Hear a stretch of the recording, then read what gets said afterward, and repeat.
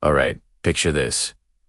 You're a cop in the middle of nowhere, Wisconsin. The most exciting thing on your dispatch radio is a loose cow. Now, imagine this sleepy, frozen town suddenly becomes the backdrop for a murder mystery that's, well, cheesy. And I mean that literally. Welcome to Bad Calls. That is one part True Detective, one part Fargo, and a whole lot of weird. Our story kicks off with two patrol officers, Reyes and Kane. Reyes is the old, 40-something vet who's seen it all and is completely over it. His patrol car looks like a garbage can, and his philosophy is simple. Expect the worst from everyone. He's our source of bone-dry, cynical humor. Then you have his partner, Tim Kane. The rookie, early 20s, beat the book, and constantly on the verge of a panic attack. His side of the car is spotless, and he quotes police procedure like it's scripture. He's out eyes and ears, dragging us into the sheer strangeness of their world. The show is shot to feel real. Gritty, cold, and desaturated. We're talking wide, lonely shots of snow-covered fields that make you feel small, then tight, claustrophobic close-ups that make you feel trapped. The camera is shaky inside their cruiser, putting you right there in the passenger seat for the mind-numbing grind of rural patrol. The whole vibe is oppressive, but until the real case drops. Their day starts with the kind of call you only get in a town like this. A guy in a full-body rabbit suit is hopping down the middle of the road. Reyes and Kane's reaction. Barely a shrugged. It's just another Tuesday. This sets the stage perfectly for the absurdist humor that runs through the whole show. They deal with the rabbit man with the same level of enthusiasm they have for a parking ticket. It's this underreaction to total insanity that makes it so funny. But then the tone shifts. They get a call for a welfare check. An old guy hasn't been seen in a while. The moment they step out of the car, you know this is different. The visual style changes. The lighting gets colder, more focused. The sound design zeroes in on every gross detail. You can almost smell the place through the screen. The house is a disaster zone. A hoarder's nightmare. But amidst the filth, there are clues.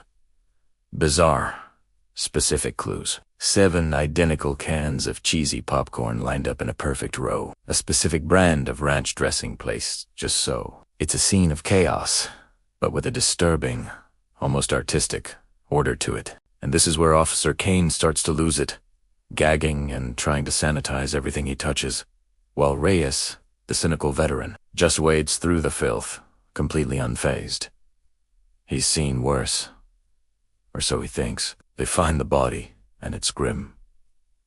But it's what Reyes finds next that changes everything. Tucked away, almost like a signature, he finds a single, pristine piece of cardboard. It's a collector's item, an obscure proof of purchase seal from a vintage comic book, and on it, a tiny, almost microscopic fish scale. Specifically, a Milliobades scale, the kind from Meccano's Ray. Suddenly, Reyes's cynical mask cracks. This isn't just some lonely old guy who died.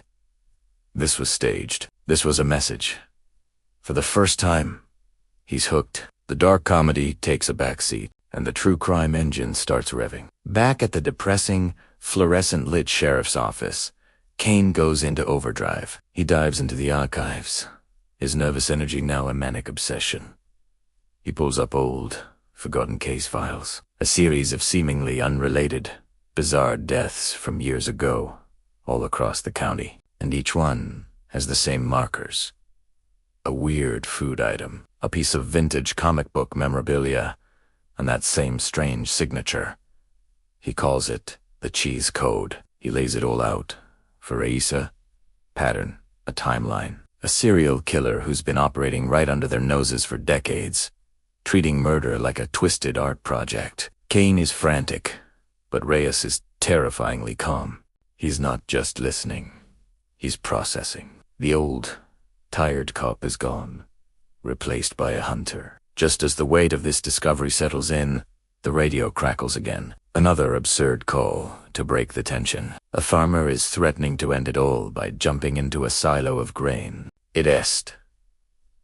The peak of the show, est dark humora, situation tat, is treated with the same wary absurdity as the guy in the rabbit suit. It's a moment of bizarre comic relief that reminds you what kind of world this is, right before the finale rips the floor out from under you. They handled the grain silo incident, and as they're driving away, thinking the weirdest part of their day is over, a call comes in that changes everything. A fire at the county archives building, the very same building where Kane just uncovered the cheese code.